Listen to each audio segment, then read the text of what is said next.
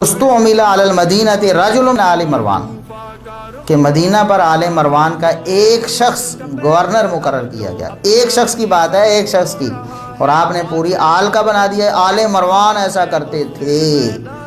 آپ نے ہر حدیث میں تحریف کر دی یار.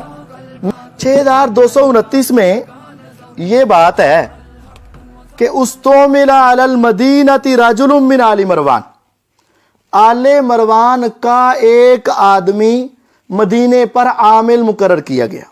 روایت میں آل مروان کا لفظ نہیں ہے، روایت کے اندر الفاظ ہیں رجل من آل مروان.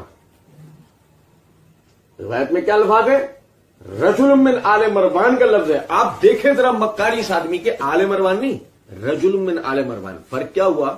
آل مروان یعنی کہ مروان کے خاندان والے، آل مروان کا مطلب یہ ہوا، اور رجل من آل مروان کا مطلب ہوا کہ مروان کے خاندان کے ایک شخص نے.